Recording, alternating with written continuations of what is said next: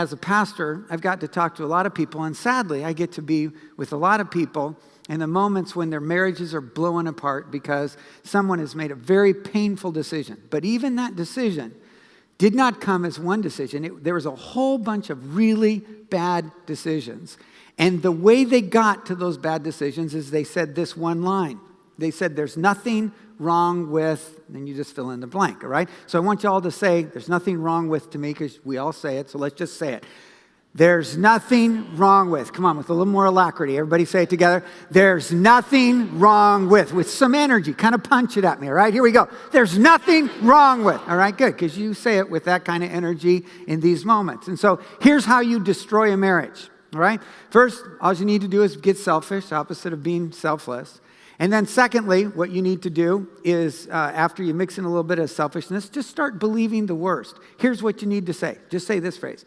If my spouse really loved me, they would and then fill in the blank. Because that's that, you got that gap, and instead of believing the best, you'd go, no, they should size that gap. Their behavior would change, or they'd meet my expectation. If my spouse really loved me, they would. Now, because you say that, they won't do that. And so a little frustration and anger, resentment gets in, which gives you all sorts of permission to go towards pornography and fantasy. And so that's the perfect setup to destroy a marriage. You want to destroy a marriage? Just do that. And then I guarantee you, when you do that, that Satan is going to bring another person into your life, right? There's going to be a person who shows up at work, going to show up at a soccer field. They're going to show up through friends. You're going to just see somebody, and they're going to find your jokes funny. They're going to find you interesting. You're going to like them. And then you're going to go through a series of really bad choices, and you're going to keep saying,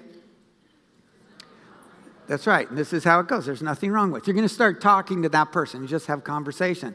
And there's nothing wrong with having a conversation, right? People have conversations. You're supposed to talk to people. Aren't you supposed to talk to coworkers? Right? Is there anything wrong with the conversation?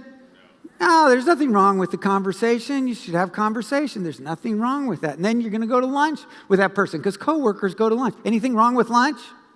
Everybody here eats lunch, right? Everybody eats lunch. Got to eat lunch. There's nothing wrong with lunch.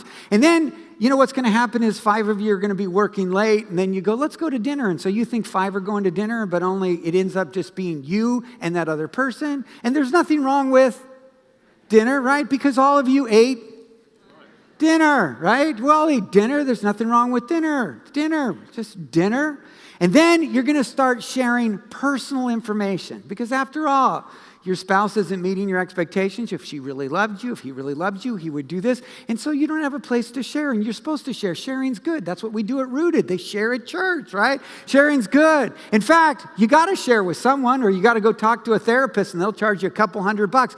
It's just a way of being a good steward. You have to share, right? Sharing's a good thing. There's nothing wrong with sharing, all right? And then the idea of anticipating and seeing someone. It's right. There's nothing wrong with being excited to see somebody. Friends get excited about seeing each other. And there's this sense of, wow, boy, I'm just excited. That person makes me excited to see him. Anything wrong with being excited about seeing with someone? You're not so sure anymore. There's nothing wrong with being excited to seeing someone. And then there's just some casual touching. She makes or he makes a fascinating point. You just touch him on the shoulder, touch him on the hand. That's insightful. When you see the person, you hug. Anything wrong with hugging? You hugged in church. Some of you hug each other. I watched you. You came in. You're huggers. You just hug people, and you like hugging. Is anything wrong with hugging? There's nothing wrong with hugging, so you hug, and you just see somebody. And then you go, I'm going to just drop by and see that person. Is there anything wrong with dropping by? Remember when you were a kid? You were in the car with your parents, and they say, hey, let's drop by. That's what friends do. They drop by. Is there anything with dropping by? No, there's nothing wrong with dropping by. We just drop by, okay? And here's just your moment, okay? Let's have a moment of sanity. If you watch that scenario on your favorite TV show or any movie, all right, you see this whole scene of people talking. There's excitement. There's sparkling. They're talking. There's these casual moments. The guy just drops by the house. The door opens and there's a hug. What's going to happen next? Come on. You can't say it in church. What's going to happen next? Sex. That's right. Every time. That's what happens. Every time in the movies, every time in the that's what happens next. But you go, no, not with me.